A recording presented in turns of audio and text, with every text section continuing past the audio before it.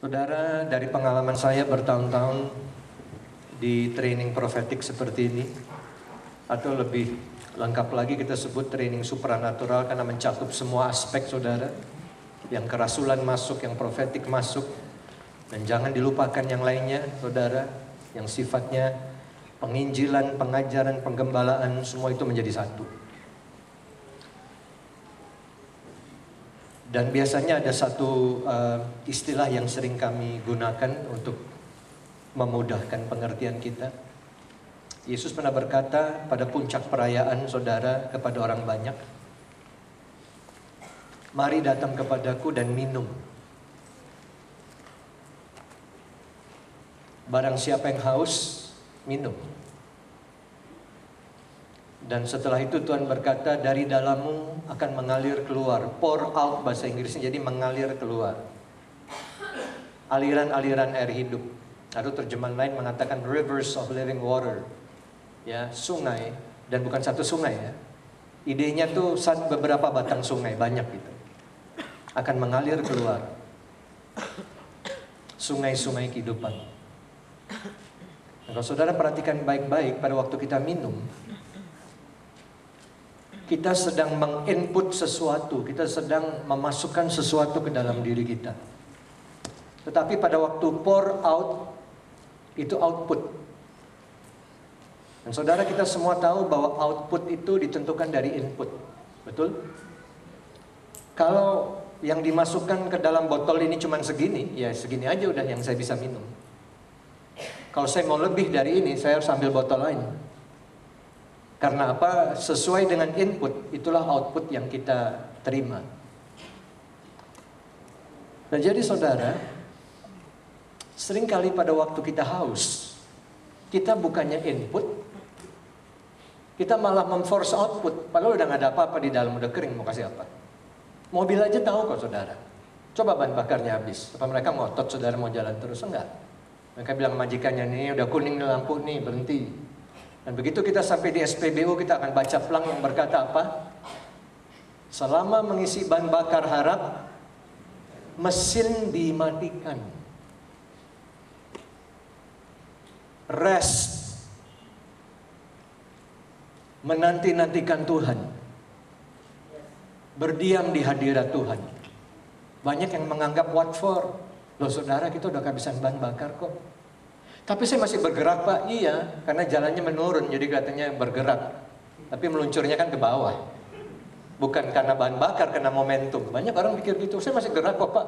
Iya, tapi kok dilihat sih udah gak berbuah ya. Saudara, kalau bahan bakar kita habis, kita harus matikan mesin. Isi. Barang siapa yang haus, kata Tuhan, matikan mesinnya. Minum. Minum itu input saudara. Memang kita ngapa-ngapain cuma minum kok.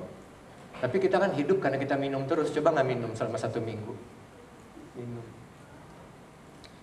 Nah kalau kita ingin semakin banyak keluar, ya semakin banyak minumnya.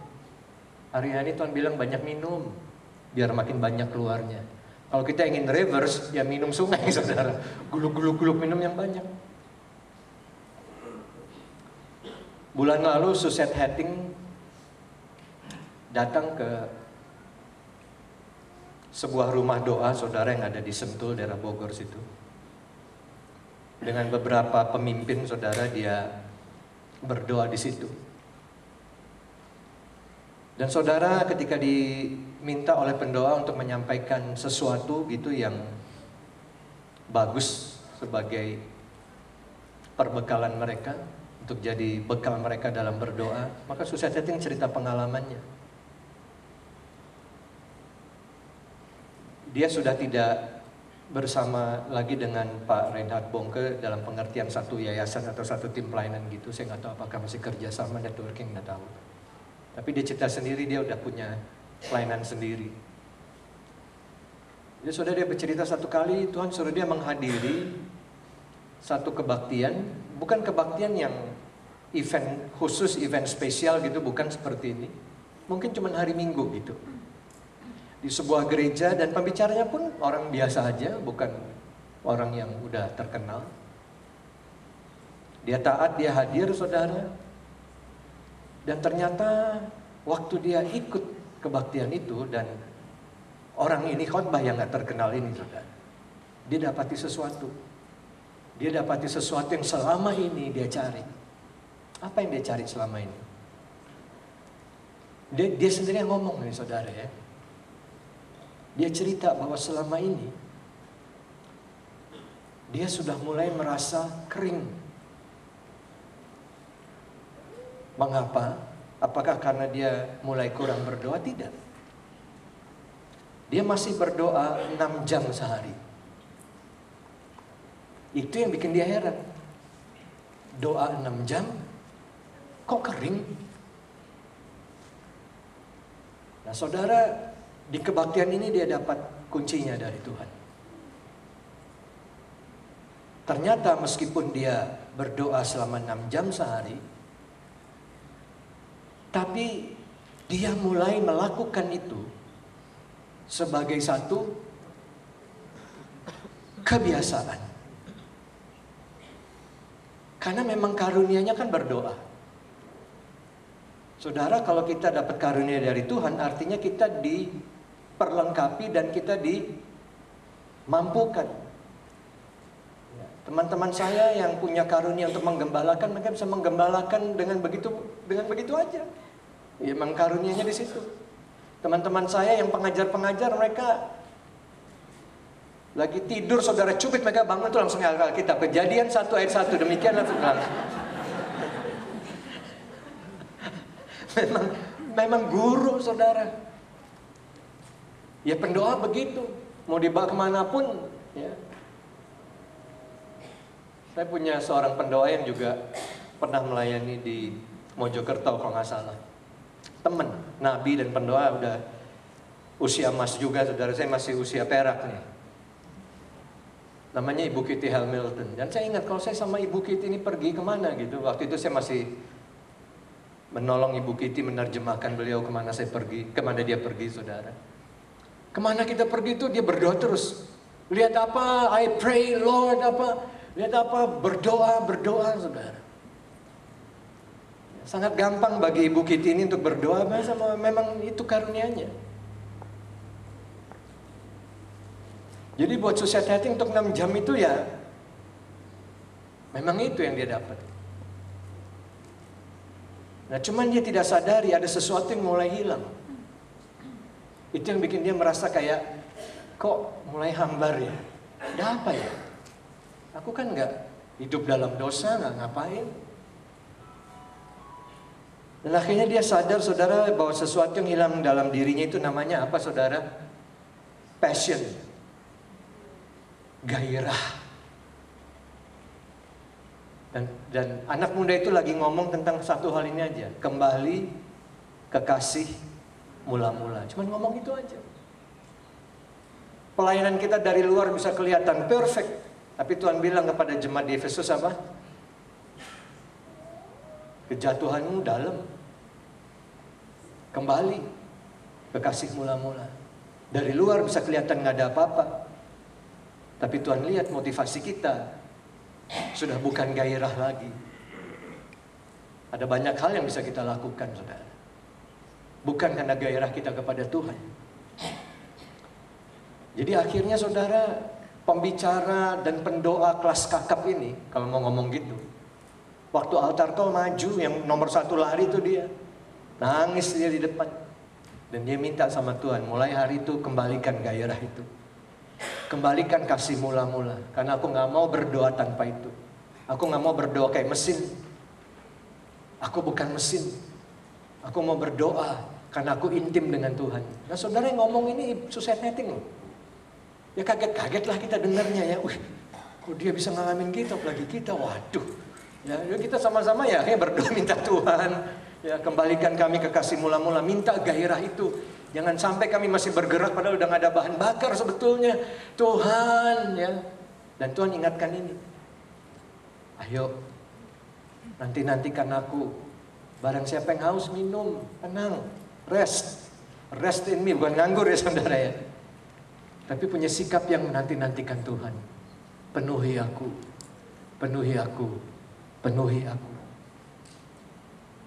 Amin saudara. Karena sekali lagi, output itu ditentukan dari input. Nah, biasanya saya gunakan bahasa komputer. Download dan upload sebenarnya. Ini masa-masa download. Saudara tangkap aja tuh ya. Surga sedang mendownload pewahyuan dan pengurapannya hari-hari ini begitu deras. Nah saudara, pada waktu suatu proses downloading atau unggah yang sedang terjadi di komputer, apa yang tidak boleh kita lakukan? Kita tidak boleh memutuskan aliran listrik atau mencabut baterai. Karena kalau kita lakukan itu, kita harus mengunduh dari awal. Dan ada kalanya Tuhan seperti itu, lagi download nih, kita udahan. Tuhan, tunggu dulu, ya belum penuh. Makanya yang keluar dari dalam kita juga nggak seberapa banyak, saudara. Jadi ciri-ciri daripada generasi terakhir ini, hausnya minta ampun, saudara. Dan kalau passionnya ini ngalir ke hal-hal yang lain, kelihatan ekstrimnya. Main game ekstrim. Udah lihat generasi ini ekstrim dalam banyak hal. Apa-apa harus diekstrimin. Kenapa? Ini generasi yang Tuhan memang bangkitkan dengan suatu spiritual hunger. Karena yang nyedot kuasa Tuhan tuh yang disebut dengan spiritual hunger. Ya rasa haus dan lapar akan Tuhan, akan kebenaran. Itu yang nyedot, maka itu kayak anak-anak kecil yang main karet tadi. Udah terbentuk tuh rasa hausnya. Dikit-dikit udah, aduh ini udah waktunya minum nih. Mana nih tukang anggurnya nih, bartendernya kan gitu modelnya. Mereka lihat bartender masih jarang hari-hari ini nih. Ada yang banyak bawa gentong-gentong kosong semua. Gimana nih mereka cari bartender yang ketemu bartender, mereka pikir anggur kualitas. Oh, enggak saudara, anggur asem. Ada banyak ilustrasinya. Tapi saudara lihat ini generasi ini adalah generasi yang berteriak, give me more. Give me more, itu yang Daud katakan, seperti rusa ini aku haus. Rindu akan Engkau Tuhan, aku rindu sungaimu. Nggak puas hanya dengan satu botol aja. I want rivers. I want rivers. Itu ciri-cirinya. Itu yang disebut dengan passion atau gairah dan semangat rohani. Itu salah satu kunci untuk klik ke dalam alam supranaturalnya Tuhan. Amin saudara. Nah itu tadi cuma demo aja kan. Tapi banyaklah lakukan hal-hal seperti itu. Tuhan bilang kepada murid-muridnya, kamu parkir 10 hari ya di kamar loteng. Ngapain Tuhan? Download. Download kok lama banget? Iya, karena outputnya gede loh. Dalam jangka waktu sesingkat-singkatnya, pokoknya Injil ini harus diberitakan di seluruh Asia. Waduh, mana mungkin? Iya, makanya aku udah bilang kan, downloadnya agak lama nih. Ya udah deh, kami taat deh. 120 orang bertahan dari sekian ratus orang yang menyaksikan Tuhan terangkat ke surga, ada sekitar 600-an gitu. Tapi hanya 120 orang yang taat. Dan pada hari Pentakosta, saudara, pada hari yang ke-50, Roh Kudus itu dicurahkan. Dan saudara lihat, Kisah Para Rasul mencatat, setiap hari Tuhan tambahkan apa? Orang-orang percaya. Jumlah orang percaya. Every day, penuaian harian, saudara. Dan sekarang, ini pun sedang terjadi. Seperti itu. Dan akan terjadi dengan cara yang luar biasa sekali. Amin saudara. Nah itu download ya. Nah sekarang mari kita buka Lukas 21 sebentar lagi. Ada satu hal yang tidak mau saya abaikan saudara. Coba lihat tadi di dalam ayat 28-nya. Apabila semuanya itu mulai terjadi, bangkitlah dan angkatlah mukamu, sebab dunia akan segera kiamat. Amin saudara. Puji Tuhan saudara bilang tidak. Kalau saudara bilang amin, at least saya berpikir saudara nonton film 2012.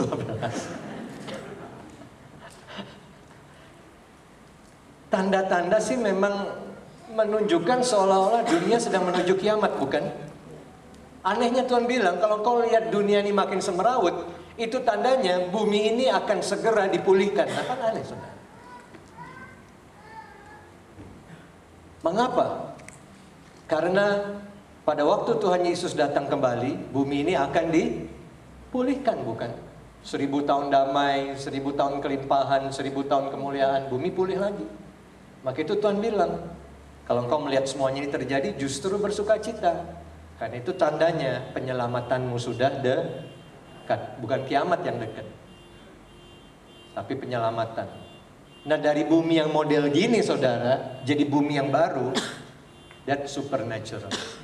Kita memang sudah berdiri di ambang pintu dari bumi yang seperti ini, saudara. Nah, jadi kita harus punya DNA ini. Nah, mari sekarang lihat di dalam Wahyu 11.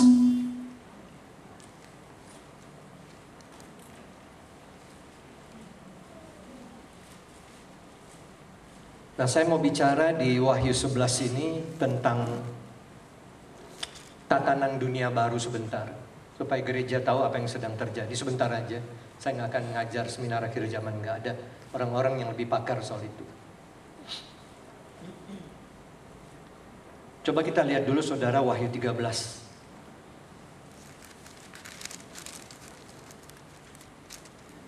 Binatang yang keluar dari dalam laut. Jadi ada 2 binatang di sini ya. Binatang yang keluar dari dalam laut dan binatang yang keluar dari dalam bumi. Nah, saudara, biasanya pengajaran akhir zaman itu banyak kontroversinya, dan saya nggak mau masuk ke situ. Tapi ada 2 orang, 2 tokoh yang akan muncul di bumi ini. Yang satu Alkitab kasih nama Antikris. Yang satu tangan kanannya Tuhan kasih nama, Alkitab kasih nama Nabi palsu. Dan mereka berdua ini adalah tangan kanannya Lucifer. Jadi semacam trinitasnya setannya. Lucifer, Antikris, Nabi palsu. Dan inilah sosok yang akan dipilih bangsa-bangsa untuk menjadi pemimpin dari New World Order, yaitu tatanan dunia baru dengan satu pemerintahan global, satu sistem ekonomi global, dan satu sistem kepercayaan global, satu agama dunia. Dan semua sebetulnya yang sedang terjadi hari-hari ini yang kita nonton di TV, semuanya sebetulnya adalah proses menuju ke hal ini. Dan ini sudah banyak yang dicapai, saudara. Sudah nggak jauh dari realisasinya, tapi banyak orang yang nggak ngerti. Kenapa? Karena gerakan ini dipimpin oleh kelompok-kelompok rahasia. Itu kelompoknya rahasia, dan kelompok-kelompok ini menjadi lapisan luar untuk mengelabui. Sedangkan tokoh-tokoh intinya selalu tersembunyi, saudara. Tapi bukan Tuhan namanya kalau nggak bisa membongkar sesuatu yang manusia sembunyikan. Jadi sudah terbongkar, dan orang-orang yang membongkar juga orang-orang yang dari dalam, saudara, yang siap mati. Jadi saya nggak bisa ngomong macam-macam ini. Hanya biasanya kalau ngomong gini saya selalu minta kuasa darah Yesus menutupi kita dan keluarga kita, begitu. Dan sebetulnya orang-orang yang gak kelihatan itu ada jumlahnya sekitar 120 orang. Aneh ya, kayak yang di kamar loteng 120 juga. Kemudian mereka bikin banyak lapisan luar. Organisasi-organisasi rahasia seperti Illuminati, Freemasonry, Bilderberger yang bau-bau Yahudi semua ya, saudara. Banyak orang Yahudinya juga. Memang orang Yahudi ini kalau cinta Tuhan ya cinta Tuhan, kalau bejat-bejat, saudara, gitu aja udah. Mereka juga perlu Mesias. Kenapa? Ini gerakan menuju NWO, New World Order, tatanan dunia baru. Dan saudara, mereka punya 2 hal, nanti dijelaskan di sini. Satu, mereka punya kuasa. Ini orang-orang yang punya kuasa, saudara. Men in authority, men with power, men and women. Dan kedua, mereka punya kekayaan yang gede sekali. Ini mereka yang pegang. Jadi apapun yang mau mereka lakukan bisa. Mereka merekayasa sesuatu. Ya, urusan politik, urusan ekonomi, urusan cuaca bisa mereka rekayasa. Supaya apa? Supaya semua nanti ngalirnya makin menyempit gini, saudara. Sehingga nggak ada opsi-opsi lain kecuali membentuk 3 hal ini. Ya. satu agama dunia, satu ekonomi dunia, satu pemerintahan dunia. Jadi masa depan dunia ini akan ke situ. Nah, mari kita lihat seperti apa sih ciri-ciri pemimpin dunia yang bakal muncul ini. Nah, kita lihat ya ciri-cirinya. Lihat pasal 13. Ini binatang yang keluar dari dalam laut yang oleh banyak penafsir disebut sebagai ini dia antikrisnya. Yang dari dalam bumi itu nabi palsunya gitu. Lalu aku melihat seekor binatang keluar dari dalam laut, ya, bertanduk 10, berkepala 7. Di atas tanduk-tanduknya terdapat 10 mahkota dan pada kepalanya tertulis nama-nama hujat. Binatang itu yang kulihat itu serupa dengan macan tutul, kakinya seperti kaki beruang, mulutnya seperti mulut singa, kayak taman safari aja saudara ya. Dan naga itu memberikan kepadanya apa saudara? Nah, garis bawah itu power. Pemimpin global nanti punya karisma, punya power. Apa yang Tuhan katakan tentang power saudara? Segala kuasa di surga dan di bumi telah diberikan kepadaku. Saudara bisa lihat itu? Itu warisan kita. Power. Ya. Dan naga itu memberikan kepadanya kekuatannya dan tahtanya dan apa saudara? Kekuasaannya yang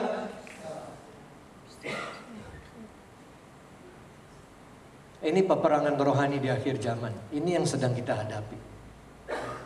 Power.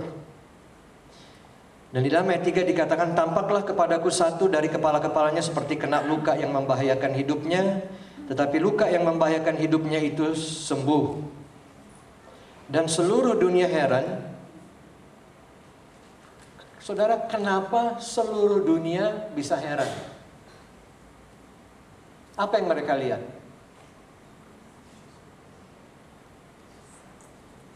Seluruh dunia heran karena lihat mujizat. Jadi lihat saudara, tokoh ini punya power dan dia akan membuat seluruh dunia terpukau oleh mujizat. Halo gereja, kita lagi ngapain? Saat ini dunia belum terpukau sama orang ini sampai dia muncul. Dunia terpukau sama anak-anak, sama remaja-remaja yang pakai jeans, sama anak-anak sekolah yang pulang kuliah lempar tasnya lalu ke jalan kemudian bikin atraksi sihir di situ. Sama itu aja terpukau. Ayo gereja bangkit. Terusin saudara ya. Dunia heran lalu apa saudara? Mengikut binatang itu. Saudara lihat dunia begitu hausnya dengan apa? Supranatural. Sehingga kalau ada sosok yang memperlihatkan itu, lihat, mereka begitu cepat apa? Mengikuti sosok itu. Nah, saudara lihat, ledakan supranatural di akhir zaman.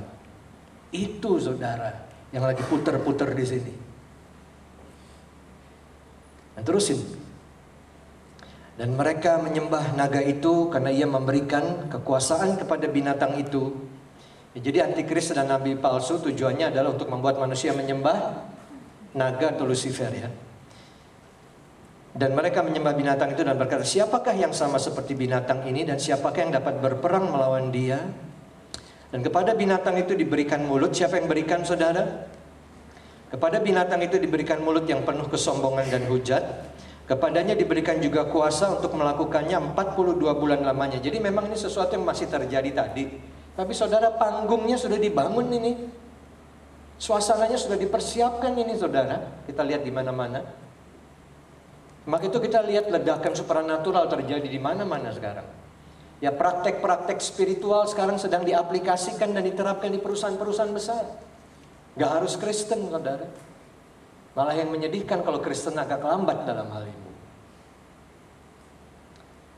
Dan kemudian di dalam ayat 6 dikatakan dia membuka mulutnya untuk menghujat Allah, menghujat namanya, kemah kediamannya dan semua mereka yang diam di sorga. Dan ayat 7, dan ia diperkenankan untuk berperang melawan orang-orang kudus dan untuk mengalahkan mereka. Dan kepadanya diberikan kuasa atas setiap suku dan umat dan bahasa dan bangsa. Bahkan dia diberikan apa?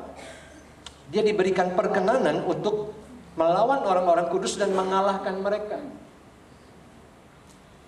Nah, banyak penafsir mengatakan ini event terjadi setelah rapture. Ya, puji Tuhan.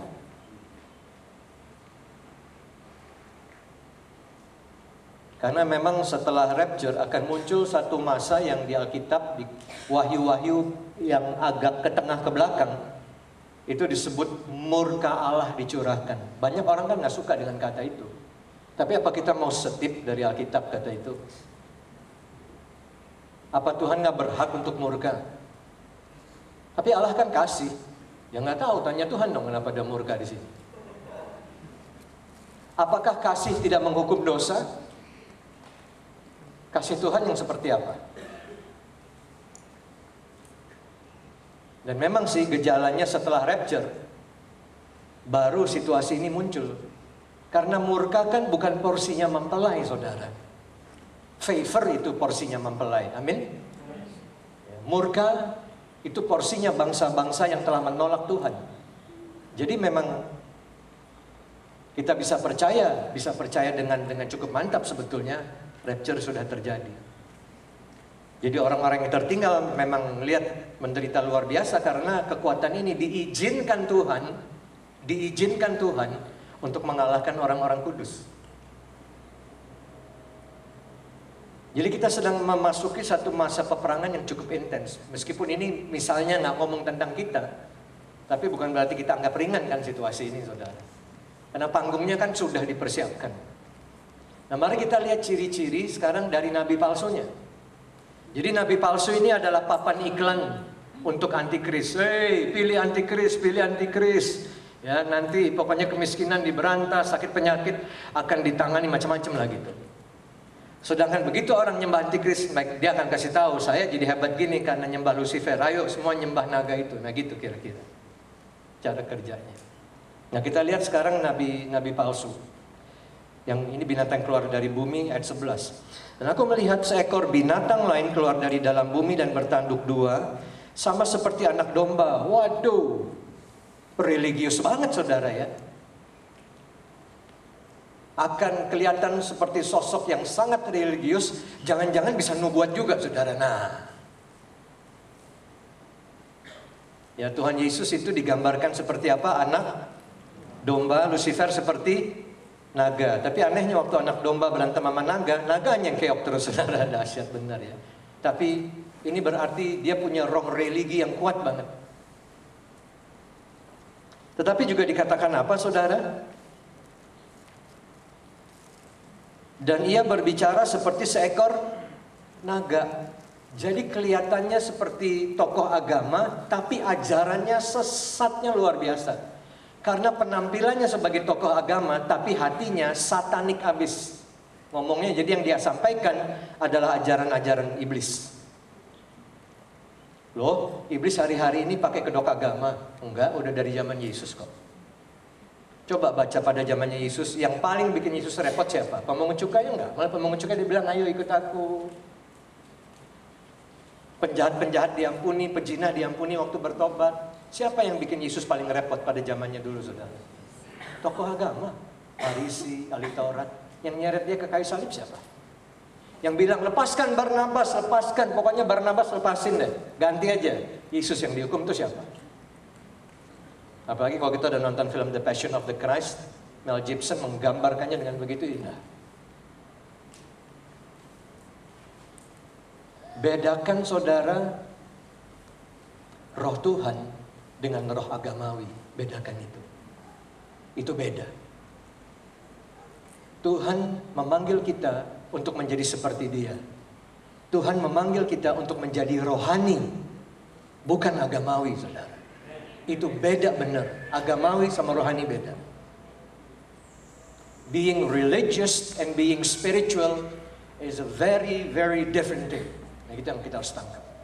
Hati-hati, jangan terpikat sama roh yang satu ini, karena ini kuasa hipnotisnya kuat, ini roh agamawi. Maka itu hipnotisme sedang diedarkan kemana-mana, bahkan sedang dibikin menjadi begitu accessible, saudara. Saya nggak mau ngomong soal itu juga. Anak-anak kecil mulai menyukainya dan mulai mempraktekannya. Karena kalau bentuk dalam mainan anak-anak kan bentuknya harmless, saudara. Kalau bentuk dalam, kalau kelihatannya keluar dalam bentuk seperti pendidikan kan kelihatannya harmless. Sekarang supranatural sedang dicekoi ke anak-anak lewat berbagai jalur. Games, education, macam-macam. Dan bangkit generasi supranatural yang gak kenal Tuhan. Yang nanti akan menghujat Tuhan seperti ini. Are we ready? Ayo, kita harus jadi jawaban buat situasi ini. Lihat ayat 12, dan seluruh kuasa binatang yang pertama itu dijalankannya di depan matanya. Ia menyebabkan seluruh bumi, garis bawahi itu saudara, seluruh bumi. Dan semua penghuninya menyembah binatang pertama. Nah ini papan iklan antikris ini. Pilih dia, vote for him, kan gitu ya. Yang luka parahnya telah sembuh. Lihat ayat 13, lihat ciri-cirinya saudara. Dan ia mengadakan tanda-tanda yang biasa-biasa aja lah. Ya. Paling atraksi sulap yang biasa-biasalah, yang cuman sekedar trik kecepatan tangan. Keluarin bunga mawar padahal disembunyiin di sini. Ya, jadi nabi palsu ini paling akan melakukan ya tanda-tanda. Alkitab menyebutnya tanda, saudara. Alkitab nggak menyebutnya sulap. Alkitab tidak menyebutnya sebagai ilusi. Alkitab menyebutnya sebagai tanda atau mukjizat. Dia akan mengadakan apa? Tanda-tanda yang dahsyat.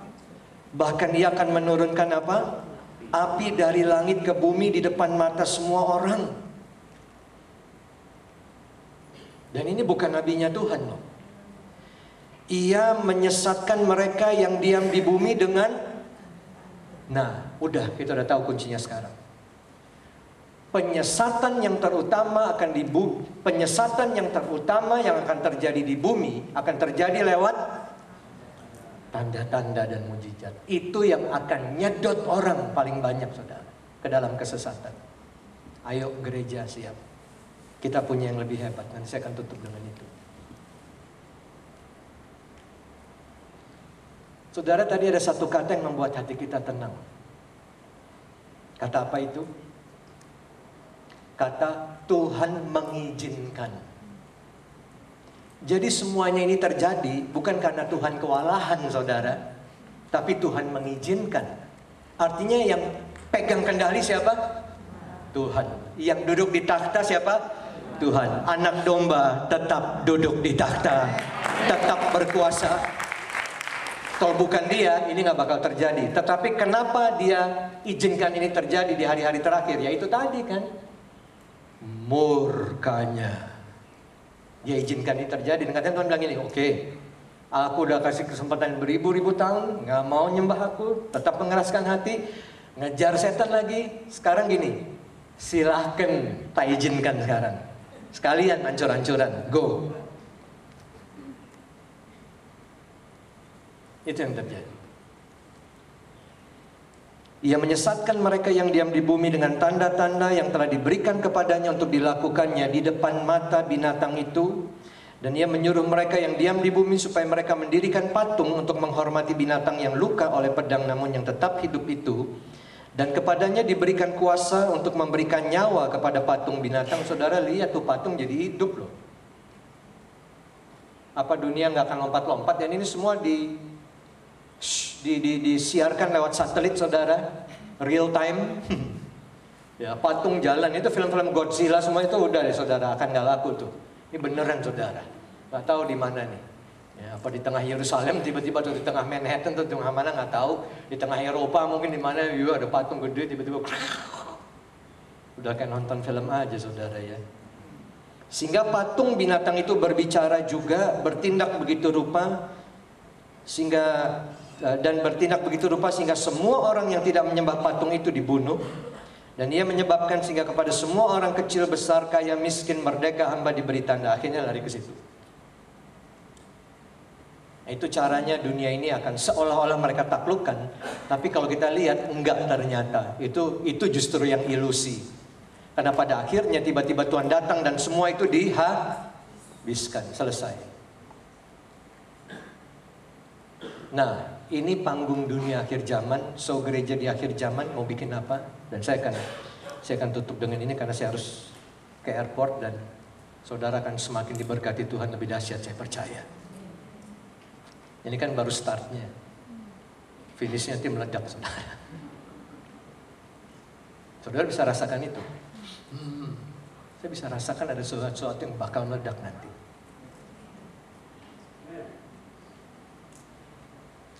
Nah, ini yang akan kita lakukan. Buka Keluaran pasal 7.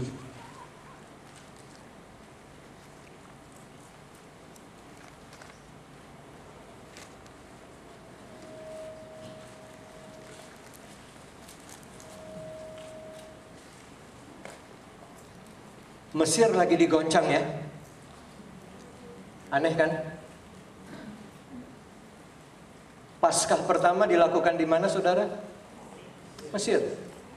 Tuhan bilang, Musa, oleskan darah itu di palang pintu setiap rumah. Orang Israel, tiap kepala keluarga lakukan hal yang sama, maka malaikat maut tidak akan masuk. Dan ketika Paskah pertama mereka rayakan, dari situ kata Passover muncul kan, Passover. Maka pada waktu itu Mesir sedang mengalami goncangan yang hebat. Mengapa? Bencana sambung menyambung menimpa Mesir. Kita kenal dengan istilah apa? 10 tulah. Mesir juga sedang mengalami goncangan, saudara, hari-hari ini. Dan besok April kita lagi merayakan apa? Paskah. Ada sesuatu yang lagi Tuhan bicarakan. Nanti saya ke Israel, saudara. Paskah, Tuhan yang suruh tangkap sesuatu. Karena ini, saudara akan lihat sesuatu yang dahsyat hari-hari ini. Jangan lupa di Yesaya 19 dikatakan di hari-hari terakhir akan ada jalan raya yang menghubungkan apa? Mesir dan Asyur.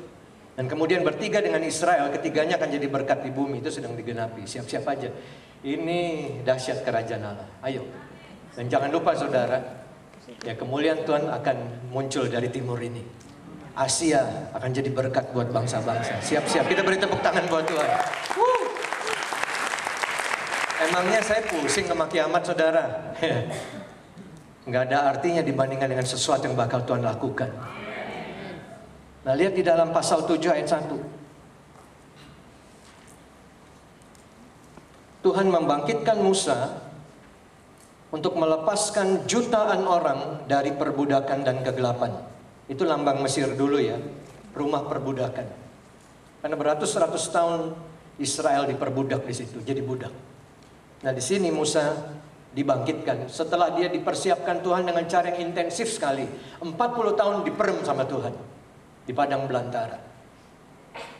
Downloadnya minta ampun, saudara. Kapan kelarnya 40 tahun? Tapi ini hari-hari akselerasi, saudara. Anak-anak kecil, saudara ya, doain temennya di lapangan sekolah sembuh kayak gitu-gitu, udah akselerasi banget itu. Nah, lihat ayat 1. Berfirmanlah Tuhan kepada Musa, lihat, aku mengangkat atau mengutus engkau sebagai manusia biasa ke hadapan Firaun, dan Harun abangmu hanya akan menjadi seorang pembicara biasa. Amin.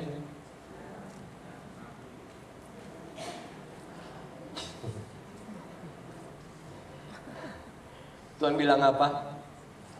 Aku mengangkat engkau sebagai Allah. Musa jadi Allah dong? Ya enggak juga. Artinya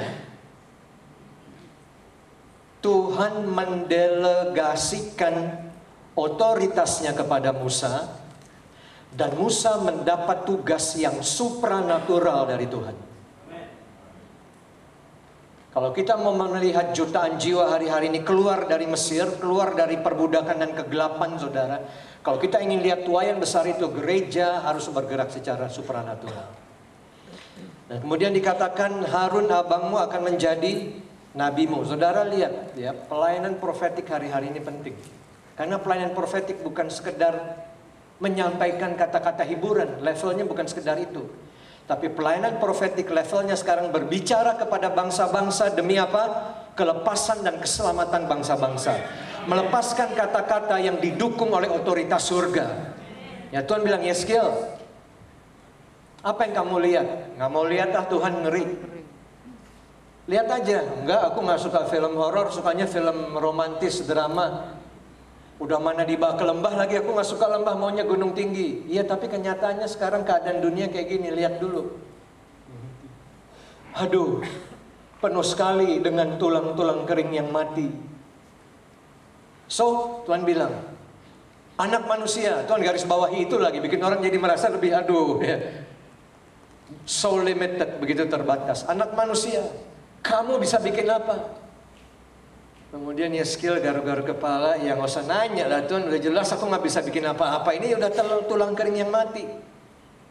Dan Tuhan bilang, kamu nggak mikir ya, kenapa aku bawa kamu ke tempat ini? Kan bukan cuma sekedar untuk window shopping kan? Ya, there's a catch to that. Ya oke, ada maksudmu Tuhan, what? Yeskiel, percayakah engkau tulang-tulang ini bisa hidup kembali? Ya percaya aja kalau engkau yang hidupin. Oke, that's good. Berarti engkau connect sama aku. That's good. Proporsinya udah benar. Kamu sadar aku yang bisa lakukan, itu bagus. But point itu jangan lupa, kamu nempel ke aku kan? Iya dong. Kalau gitu sekarang kamu yang bernubuat sama tulang-tulang itu. Me? Yes, katanya nempel tadi. Kuasaku ada di dalammu. Aku telah mendelegasikan otoritasku kepadamu. So, ngalir dong. Oke. Dan kemudian Yeskiel mulai melepas suaranya, saudara. Dia mulai melepaskan perkataannya. Dan saudara, tulang-tulang kering yang mati itu menjadi hidup kembali. Dan menjadi suatu bala tentara yang sangat besar. Saudara, nubuatan hari-hari ini bukan cuma main-main. Tujuan dari pelayanan profetik itu very supernatural. Untuk melepaskan bangsa-bangsa.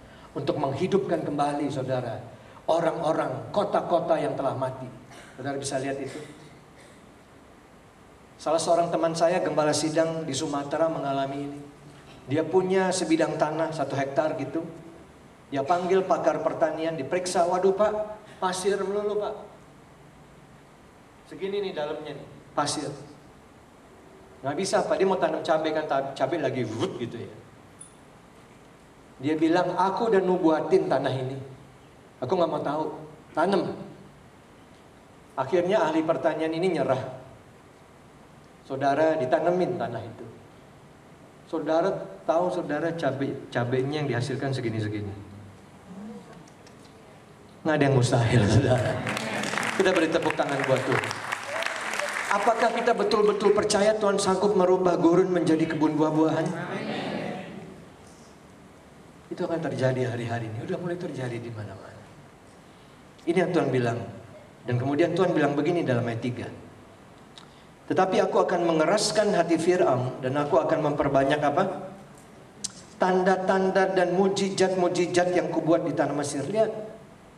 Ketika goncangan-goncangan hebat terjadi di Mesir, apa yang Tuhan lakukan? Memperbanyak, bukan dipersedikit, bukan dikurangi, bukan dihilangkan, diapakan? Dimultiplikasi. Dan saya ingin katakan, hari-hari ini akan terjadi multiplikasi, signs and wonders and miracles. Kita beri tepuk tangan lagi. Yes, makasih Tuhan. Mengapa? Karena hati manusia telah menjadi keras seperti Firaun. Nah saudara, kalau kita baca baik-baik ayat-ayat di sini, ternyata 10 tulah ini kan bencana. Apanya yang mujizat gitu loh? Air jadi darah sungai Nil. Ya, kodok dalam jumlah ratusan ribu mungkin jutaan. Sehingga tadinya orang-orang yang bisnis wike tutup akhirnya. Semuanya enak saudara makan kodok. Dan ada satu ayat yang sampai saat ini saya belum mengerti artinya apa. Firaun biasanya bilang, Musa hentikan, cukup, kapok, udah, boleh keluar. Tapi yang katak nih dia tawar semalam lagi, one more night, ya, one more night gitu loh. Terus sebelum Phil Collins, Firaun udah tulis lagu itu. Dia bilang, Musa yang kodok nih lain. Semalam lagi. Biarin kodok di kamar tidurku. Nah, saudara bayangin aja Firaun orang kayak apa sih, nggak mau tahu. Dia minta one more night with the frog in his bed chamber. Saya nggak mau tahu, I don't want to know, saudara. Tapi ini aneh. Itu bencana, lalat pikat. Mujizat apanya? Tapi tunggu dulu, saudara. Yang ngalami bencana itu siapa? Mesir. Israel alami bencana nggak? Aneh kan? Goncangannya sama, tempatnya sama ya Mesir. Ya di situ-situ juga, situasinya sama, dampaknya beda. Supranatural kan? Dampaknya beda. Yang satu ngalamin bencana, yang satu ngalamin apa? Kelepasan. Karena semakin sering bencana terjadi, semakin dekat mereka dengan apa? Kemerdekaan mereka keluar dari Mesir. Waduh, saudara, waktu saya tangkap ini bilang, kalau begitu gereja nggak perlu takut goncangan dong. Karena justru di tengah-tengah goncangan, Tuhan merubah goncangan jadi mujizat. Kita malah dipulihkan, kita dilepaskan, saudara, kita Nah, apa kuncinya dong kalau gitu? Kuncinya adalah kata ini di dalam ayat 3 tadi. Tetapi aku akan mengeraskan hati. Nah, itu kuncinya. Hati ini berbicara tentang pilihan yang kita buat. Itu hati kita. Nah, saudara lihat. Bagi Tuhan untuk membuat mujizat gampang. Nyembuhin orang sakit, bangkitkan orang mati gampang. Tapi lihat, merubah hati kita nggak mudah. Kenapa? Karena hati adalah pilihan kita. Dari awal kan Tuhan udah bilang, Adam pilih. Ada pohon kehidupan, ada pohon pengetahuan tentang yang baik dan yang jahat. Pilih aja.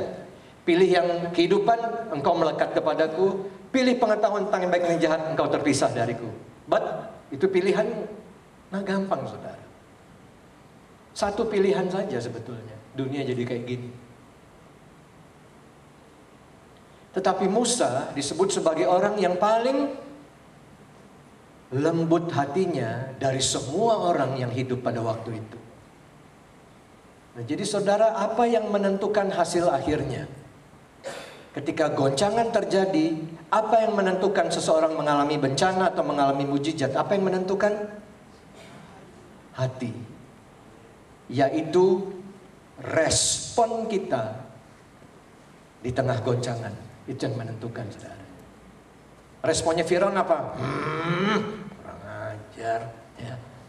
Nggak boleh keluar dari Mesir pokoknya. Udah boleh keluar juga. Boleh keluar tapi ternaknya nggak boleh. Ya selalu diulur-ulur gitu. Akhirnya udah terpaksa, ya boleh keluar tapi dikejar mau dibunuh. Dia keras. Akibatnya bencana. Saya itu pernah doa di tepi Laut Merah, saudara, di tempat umat Israel ini nyeberang 5 tahun yang lalu. Saya doa di situ dengan banyak pendoa dari berbagai bangsa. Dan guide-nya bilang begini, Pak, Bu, ini dulu jutaan orang Israel nyeberang di sini dalam keadaan kering. Tapi hari-hari ini saya memberikan advice, jangan nyeberang di sini. Loh kenapa, kami tanya? Di sini banyak ikan hiunya. Ya, kalau yang bisnis kuliner itu apa saudara? Sirip ikan hiu itu, nah itu di situ tempatnya. Namun di situ saya dapat sesuatu dari Tuhan. Saya lihat laut itu, saya pikir aneh ya Tuhan ya. Tempatnya kan yang ini juga. Tetapi kenapa dampaknya beda ya? Bagi Musa dan jutaan umat Tuhan, ini jadi jembatan penyeberangan menuju keselamatan. Mereka menyeberang di tanah yang kering karena lautnya Tuhan belah dua gitu.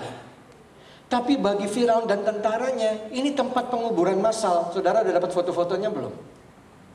Telah ditemukan di dasar Laut Merah sisa-sisa kerangka kereta berkuda. Malah ada roda yang masih utuh, saudara, tertutup karang jadi kayak payung gini. Lah kan aneh. Kok tempatnya sama, dampaknya bisa beda. Saudara bisa lihat apa yang Tuhan lakukan hari-hari ini. Jadi jangan takut goncangan. Yang penting hati kita melekat ke Tuhan. Di situ Tuhan akan belah Laut Merah buat kita. Goncangan dirubah jadi mujizat. Dampaknya adalah keselamatan, saudara.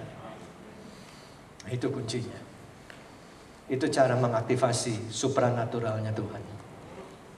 Jadi siap-siap ya, hari-hari ini peperangan mujizat nih, aku akan memperbanyak. Dan kemudian lihat ayat yang ke-8. Dan Tuhan berfirman kepada Musa dan Harun, apabila Firaun berkata kepada kamu, tunjukkan suatu mujizat. Saudara bisa dengar nggak suara itu di luar sana? Bisa dengar saudara? Jutaan orang di dunia sedang menyerukan hal yang sama hari-hari ini. Apa itu? Kami perlu mujizat. Kami perlu mujizat. Kami perlu mujizat. Muncullah seorang pemimpin politik yang berkata, pilih aku. Nanti masalahmu beres. Enggak bilang enggak kayak gitu. Sekarang kasih lihat bukti. Kami mau pemimpin yang ajaib. Nah ini lagi menuju ke sini kan. Kami minta pemimpin yang karismatik, yang punya power, yang punya magic. Ini lagi menuju ke sini. Kami minta mujizat. Tunjukkan mujizat. Saudara dengar nggak? Setiap hari saya selalu dengar itu. Tunjukkan mujizat, saudara. Tekanan hidup membuat orang jadi nggak tahan. Nah pada waktu kita dengar suara seperti itu, Tuhan katakan apa? Haruslah kau katakan kepada Harun apa? Ambil, nah ini bagian yang penting sekali saudara. Ambillah tongkatmu dan lemparkanlah itu di depan Firaun, maka tongkat itu akan menjadi ular. Ular adalah salah satu dewa tertinggi yang disembah Mesir. Ya topi-topinya Firaun itu ular atasnya. Ya, kemudian tahta mereka belakangnya itu senderannya ular. Dan seolah-olah kan Tuhan bilang, mereka pikir ular yang paling hebat, oke. You yang taklukkan ular sekarang. Lempar tongkat, jadi ular. Ketika Harun lakukan itu, sesuatu yang aneh terjadi saudara. Di dalam ayat 11 dikatakan apa? Kemudian Firaun pun memanggil orang-orang berilmu dan ahli-ahli sihir. Nah, baru kelihatan sekarang batang hidungnya. Tadi seolah-olah Musa hanya menghadapi Firaun. Sekarang kelihatan sebetulnya apa yang selama ini mengikat ratusan orang Israel di Mesir jadi budak. Ternyata ada kuasa gelap yang membackup semuanya itu. Itu sebabnya harus ada peperangan rohani yang kita hadapi saudara. Karena jiwa-jiwa itu bukan hanya diikat oleh hal yang biasa, tapi oleh ini. Firaun keluarin sekarang, ini loh sebetulnya generatornya ini dikeluarin semuanya ini saudara. Ahli-ahli sihir, ya, dan orang berilmu. Nggak ada yang dibilang ahli sulap kan di sini. Jangan anggap ringan loh saudara. Karena setan ingin seolah-olah kita nggak sadar akan hal ini. Muncullah satu tayangan di TV. Sebetulnya ya sihir bisa dijelaskan. Hati-hati saudara. Ada sihir yang benar-benar sedang terjadi di dunia ini. Dan saudara, mereka melakukan hal yang sama. Mereka melempar tongkat mereka dan tongkat mereka berubah menjadi apa? Ular juga. Jadi ularnya Harun satu, ularnya mereka berapa saudara? Banyak, main keroyokan ini. Dan kemudian, nah ini tricky lagi nih saudara. Biasanya kalau di Ungaran bahkan kata tricky saya nggak kasih tahu, saya jebak aja langsung. Tapi karena waktu saya sempit, saya jadi kasih tahu kuncinya. Tangkap baik-baik saudara ini. Ayat 12. Masing-masing mereka melemparkan tongkatnya dan tongkat-tongkat itu menjadi ular. Tetapi ularnya Harun menelan tongkat-tongkat mereka. Amin. Lupa kok mereka bisa melakukan hal yang sama? Ya bisalah. Kalau saudara ke salah satu kasino terbesar di Las Vegas, di dalamnya ada kolam renang. Suka ada penari-penari saudara di kolam renang itu. Lalu kadang-kadang ada tamu seperti Chris Angel, penyanyi rock yang juga seorang ahli sihir.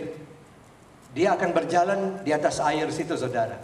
Sementara ada beberapa orang umum boleh nyemplung saudara ke kolam renang, pegang kakinya, itu di shoot sama kamera, nggak ada apapun saudara. Air, dia jalan. Lah, ngikutin Tuhan Yesus dong, sama hebatnya dong. Di Jakarta 3 tahun lalu ada orang yang rubah air jadi anggur di depan mata penonton, dicoba diminum. Air dirubah, minum anggur, warnanya berubah. Harun lempar tongkatnya, ular. Para pesihir keroyokan, lempar tongkatnya, ular. Tapi lihat dulu hasil akhirnya apa saudara? Bukan ular Harun ya, tongkat Harun menelan semua tongkat-tongkat mereka. Saudara, hari-hari ini penyesatan terjadi lewat mujizat. Mujizat bisa dipalsukan, tetapi otoritas Tuhan tidak bisa dipalsukan. Dia tertinggi, dia terhebat. roh yang ada di dalammu lebih besar daripada roh yang ada di dalam dunia. Nggak usah takut saudara, tongkat Tuhan ada pada kita. Kita beri tepuk tangan. Kita beri tepuk tangan buat Tuhan. Saudara siap dengan tongkat itu? Sedikit lagi saudara, saya belum bisa rilis ini. Kemudian sekarang ke Keluaran pasal 14. Akhirnya Musa dan jutaan umat Israel keluar dari Mesir, dan kira-kira Tuhan akan membawa mereka ke tanah perjanjian. Memang sih finishing line-nya tanah perjanjian, tapi lintasannya apa saudara? Padang pasir. Namun anehnya di padang pasir mereka jumpa Tuhan. Coba di tanah perjanjian ada nggak tiang awan pada siang hari, tiang awan pada malam hari ada? Mana turun dari surga? Malah waktu mereka masuk tanah perjanjian, mananya berhenti. Jadi saudara, biasanya kita nggak suka dengan pengalaman gurun ya, pengalaman padang pasir kita nggak suka. Karena kering, tandus, kaktus, kematian, binatang berbisa, penyamun. Tapi justru mujizat-mujizat yang hebat mereka alami waktu di padang gurun. Di situ mereka jumpa Tuhan, di situ mereka dirikan tabernakel yang dikenal sebagai tabernakel Musa. Di situ Tuhan menyatakan kemuliaannya di atas Sinai. Di situ mereka peringati sampai sekarang pada hari Pentakosta. Taurat diberikan di atas gunung, saudara. Kemuliaan Tuhan dinyatakan dalam demonstrasi supranatural yang sangat tangible, yang nyata. Kilat, guntur, petir, menyambar suara, riuh, dan sebagainya. Dan itu terjadi hari-hari ini. Jangan takut dengan pengalaman ini. Jadi apa yang terjadi di sini di ayat 15? Berfirmanlah Tuhan kepada Musa, mengapa engkau berseru-seru, teriak-teriak begitu kepadaku? Katakanlah kepada orang Israel supaya tetap berangkat. Nah saudara, kenapa mereka teriak-teriak? Karena mereka sedang menghadapi apa? Jalan buntu. Depan Samudra Raya, kiri kanan Gunung Karang yang tinggi-tinggi, belakang Firaun dan tentaranya. Ya jelas mereka teriak-teriak. Mungkin aja mereka bilang, Tuhan tahu gini mah nggak keluar Mesir. Paling nggak masih dapat makanan, meskipun bukan hamburger tapi masih makan. Ini mah cuman dikirim ke ladang pembantaian ini. Sebentar ini kalau Firaun nyusul kami, habis kami di sini dibantai semua. Ngapain kami dibawa keluar dari Mesir kalau akhirnya harus ketemu jalan buntu? Mereka teriak-teriak, saudara. Ingat tadi saudara respon. Hari-hari itu lagi lihat. Di tengah situasi yang sedang kita hadapi, bagaimana respon kita. Itu aja. Itu bisa mencetuskan sesuatu yang sangat supranatural. Tuhan bilang, Musa, lihat tuh. Kenapa sih pada teriak-teriak? Musa bilang, ya gimana nggak teriak? Ini kan bentar lagi disusul mati nih. Mana nggak ada jalan? Dan Tuhan bilang, kenapa yang kamu lihat itu? Aku bawa kamu kemari supaya kamu mengalami salah satu mujizat yang paling hebat yang akan aku lakukan. Yaitu, aku akan belah air laut ini. Oh, jadi bukan jalan buntu yang kau sediakannya, bukan dong. Yang aku sediakan mujizat itu. Tapi kenapa kamu teriak-teriak? Nah, habisnya mana jalannya nggak kebuka? Kok engkau nggak bikin apa-apa? Musa, kamu nggak ngerti juga ya. Aku nggak pernah mengutus seseorang tanpa memperlengkapinya terlebih dulu. Coba lihat, di tanganmu ada apa? Ada tongkat. So Musa tanya juga. Jangan dibiarin nganggur dong tongkatnya. Saudara, sekali lagi, kami tidak ingin mengatakan kepada saudara di seminar ini ada sesuatu yang kau nggak punya, bukan. Yang kami katakan ada sesuatu yang saudara sudah punya, tapi belum terakses dan berfungsi secara maksimal. Karena kalau itu difungsikan secara maksimal, Laut Merah pun, situasi yang mustahil pun akan didobrak dan terbuka, saudara. Kita beri tepuk tangan buat Tuhan. Ini tujuannya, saudara, pelatihan ini. Suatu saat kalau gereja udah bergerak juga ini udah nggak ada lagi. Akhirnya Musa bilang, oh iya, Dan ini yang Tuhan katakan, angkatlah tongkatmu, ulurkanlah tanganmu ke atas laut, belah airnya, sehingga orang Israel akan berjalan dari tengah-tengah laut di tempat kering. Itu yang ada di dalam Musa sejak lama. Dia punya potensi supranatural dari Tuhan untuk belah Laut Merah. Tapi begitu dia ketemu Laut Merah, dia nggak pakai, dia nggak tahu. Nah ini Tuhan lagi kasih tahu kita hari-hari ini, kamu punya sesuatu, jangan ngerengek gitu dah. Pakai, maksimalkan. Gak ada kuasa apapun yang akan bertahan di hadapanmu. Engkau akan jadi jawaban bagi dunia ini. Saudara, saya dapat mimpi beberapa waktu yang lalu. Ya, anak-anak Tuhan keluar dari pesawat.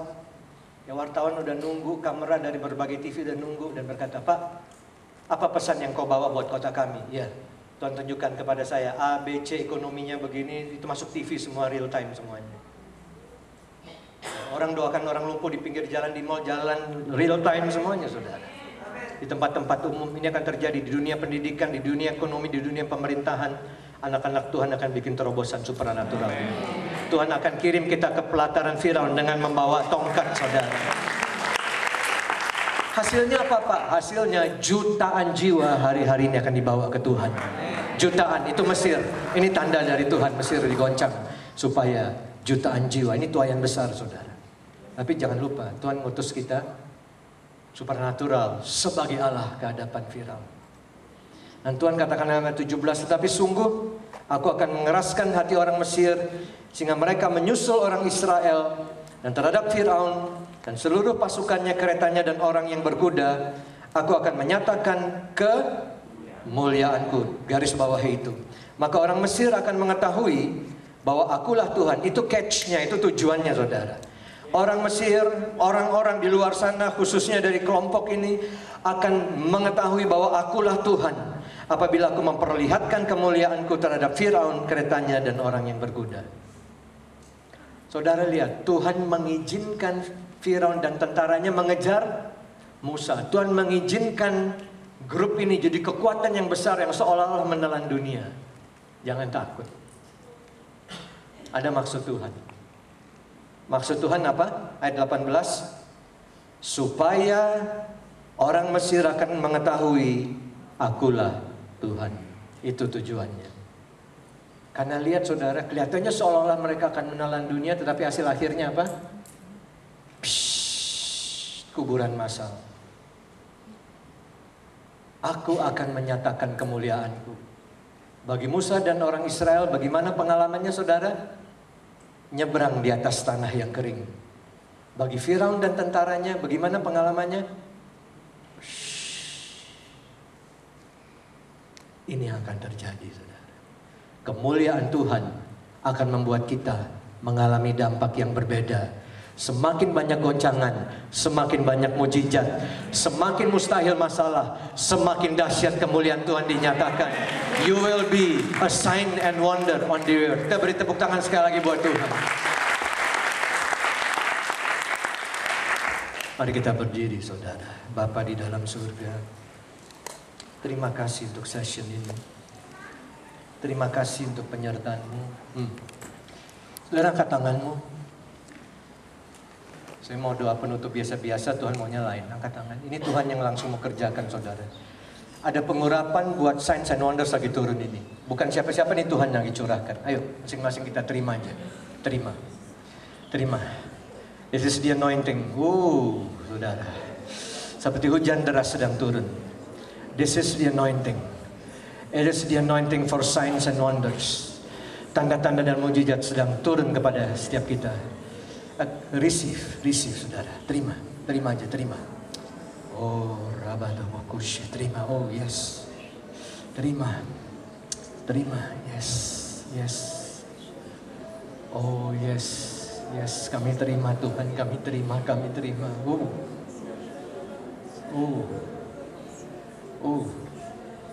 Oh, yes. Sekarang saya lihat seperti api, saudara.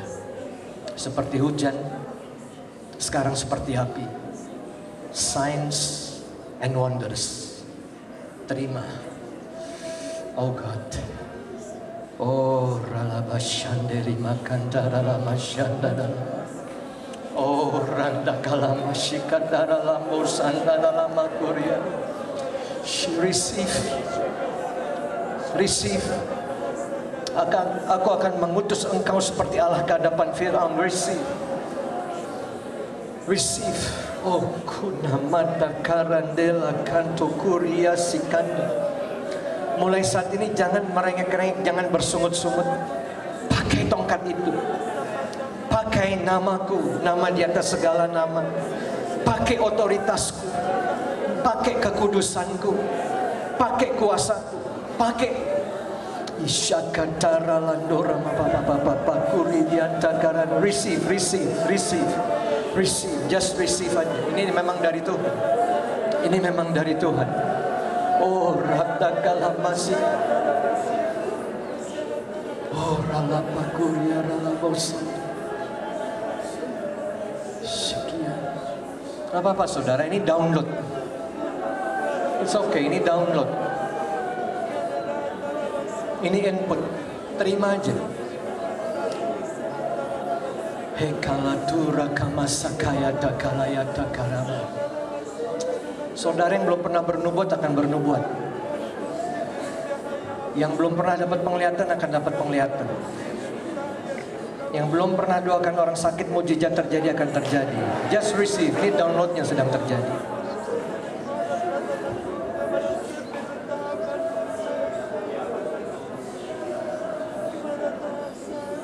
Korana masa takana masih.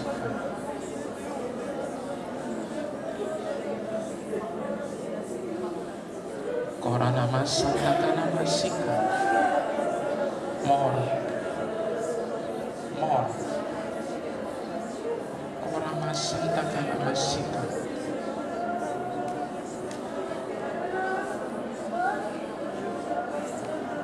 Korana masih.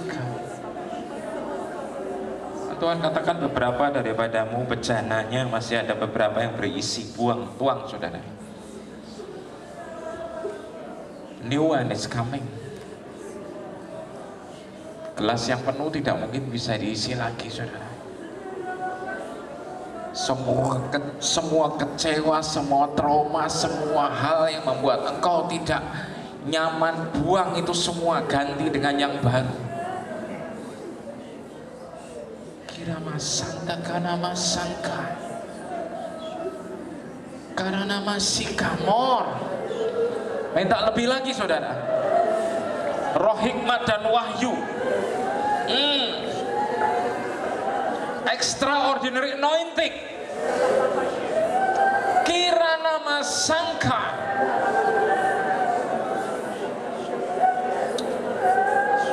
Yes, more.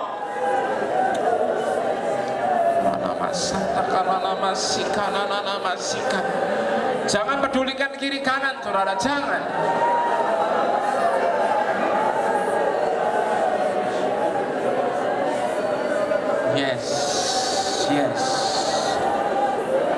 Yes, gerbangnya masih dibuka lebar dan semakin lebar.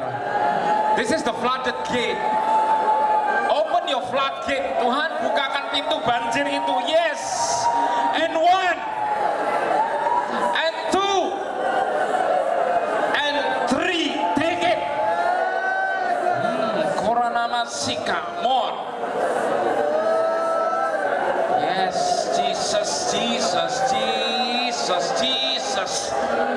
Korana masika, kecuali engkau lahir dari air dan roh, kata Tuhan.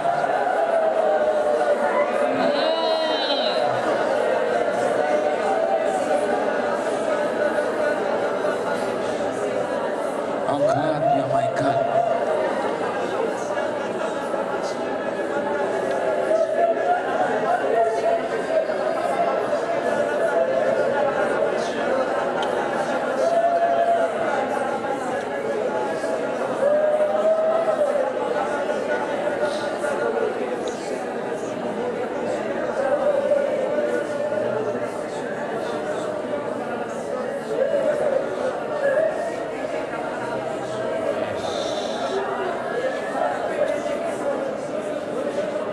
Tuhan terima kasih buat hari ini. Kami akan terus Tuhan duduk di rumah-Mu ini untuk mengerti lebih banyak. Kalau sebentar kami akan menikmati makanan Tuhan, kuduskan dan sucikan. Di dalam Yesus kami berdoa. Haleluya. Amin. Silakan duduk.